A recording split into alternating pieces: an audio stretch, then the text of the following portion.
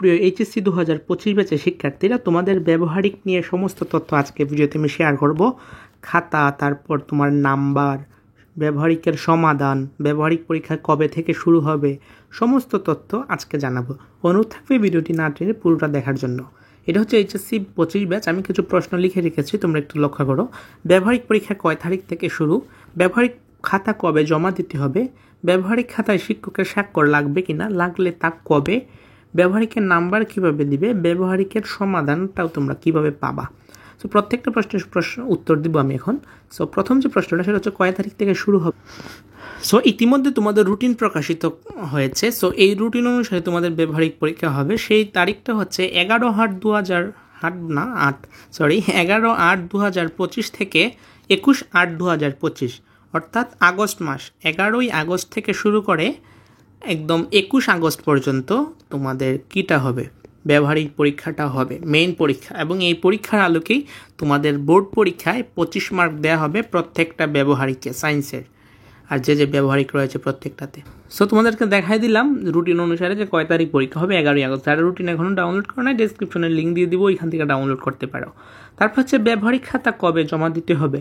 এখানে ব্যবহারিক খাতা বলতে তোমাদের যে খাতাটা দেয়া মানে প্র্যাকটিক্যালগুলো যে দেওয়া হয়, সেই প্র্যাকটিক্যাল দেওয়ার উপরে তোমাদের খাতা বানাতে হয়, উত্তরসহ চিত্রসহ।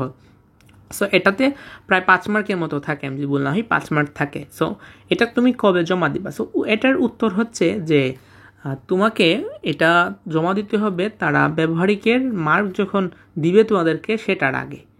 ঠিক না, বোঝাতে পেরেছি? অর্থাৎ তোমাদের ব্যবহারিক যে মেইন পরীক্ষা হবে, এখনও তোমরা চাইলে জমা দিতে পারো যদি জমা নেই তোমাদের কলেজে। তবে লাস্ট ডেট যদি আমি বলি যে ব্যবহারিক পরীক্ষা লাস্ট ডেটের আগে, 21 আগস্টের আগে তোমার জমা দিলেই হবে। এবং তৃতীয় যে প্রশ্নটা সেটা হচ্ছে শিক্ষকের স্বাক্ষর করা লাগবে কিনা, লাগলে তা কবে। হ্যাঁ, শিক্ষকের স্বাক্ষর অবশ্যই লাগবে। ইতিমধ্যে অনেক কলেজ স্বাক্ষর নিয়ে নিয়েছে, কিংবা যাদের কলেজে এক্সপেরিমেন্ট করিয়েছে তাদের সাথে সাথেই সিগনেচার নিয়ে নিছে। সো তোমাদের ব্যবহারিক পরীক্ষার আগে তোমরা স্বাক্ষর নিয়ে নিবা। তাও যদি না হয়, তোমরা ব্যবহারিক পরীক্ষার সময়ও চাইলে স্বাক্ষর নিতে পারো যদি টিচার্স করে। এটাতে তেমন কোনো ফ্যাক্টস না, স্পেশালি গভর্নমেন্ট কলেজে তেমন আহামরি কোনো প্রভাব পড়ে না। প্রাইভেট কলেজে যদি তারা ডেইলি এক্সপেরিমেন্ট করায়, সেক্ষেত্রে তোমাকে ডেট অনুযায়ী সিগনেচার করতে হবে। তবে হ্যাঁ, অবশ্যই বলবো সিগনেচার লাগবে টিচার্সের, এটা হচ্ছে মাস্ট, কারণ সিগনেচারটা দরকারি জিনিস। সো আর এটা তো 5 মার্কের উপরে, যদি না নেও তাহলে সেই 5 মার্কে প্রভাব পড়বে।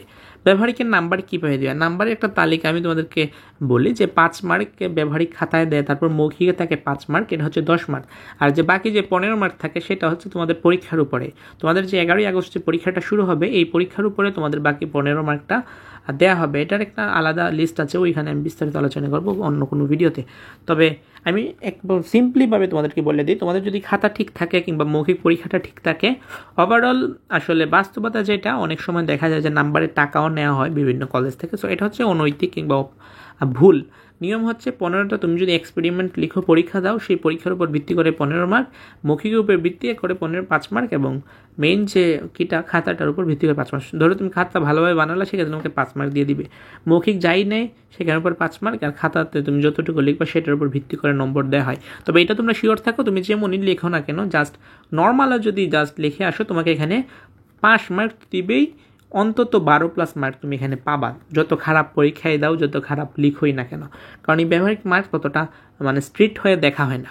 আর তারপর যে প্রশ্নটা সেটা হচ্ছে যে ব্যবহারিকের সমাধান কোথায় পাবো। যারা আমার চ্যানেলটিকে ফলো করো তারা অলরেডি এই জিনিসটা জানবা যে আমার একটা প্লেলিস্ট রয়েছে, ওই প্লেলিস্টে আমি প্রত্যেকটা ব্যবহারিকের সমাধান দিয়েছি, আইসিটি থেকে শুরু করে ফিজিক্স, কেমিস্ট্রি, বায়োলজি। সো এইগুলো যে সাবজেক্টগুলো রয়েছে, ফার্স্ট এবং সেকেন্ড পেপার দুইটা বোথ, এগুলোর উপর আমার একটা প্লেলিস্টই রয়েছে। এই প্লেলিস্টে তুমি পিডিএফ ফাইল সহ ডাউনলোড করতে পারবে একদম বিনামূল্যে। হ্যাঁ, ঠিক না, আমি কিন্তু একদম তোমাদেরকে বিনামূল্যে দিয়ে দিচ্ছি। এইগুলো অনেক সময় টাকাও নেওয়া হয়, কিন্তু আমি কোনো ধরনের টাকা নিচ্ছি না, তোমাদেরকে সমাধান বিনামূল্যে দিচ্ছি। তোমরা জাস্ট লিঙ্কে প্রবেশ করে ডাউনলোড করে নিজেরা খাতায় লিখতে পারবা। সো যদি প্লেলিস্ট না থাকে, প্লেলিস্টের লিঙ্ক আমি দিয়ে দিব। আর একই সাথে বলবো যে ওই ভিডিওগুলো তোমরা দেখে আসো, তাইলে ব্যবহারিকে কীভাবে লিখবা না লিখবে সমস্ত কিছু বুঝে যাবা। এই প্লেলিস্টের প্রত্যেকটা ভিডিও দেখার অনুরোধ রইল। আজকে মধ্যে পর্যন্ত এই ভিডিওটি কেমন লাগলো অবশ্যই জানাবা, কমেন্টে তোমার মন্তব্য অবশ্যই জানাবা, আর লাইক করবা। আমাদের চ্যানেল নতুন হলে সাবস্ক্রাইব করে রাখতে পারো পরবর্তী সমস্ত আপডেট পাওয়ার জন্য। আজকের মতো এই পর্যন্তই, আল্লাহ হাফিজ।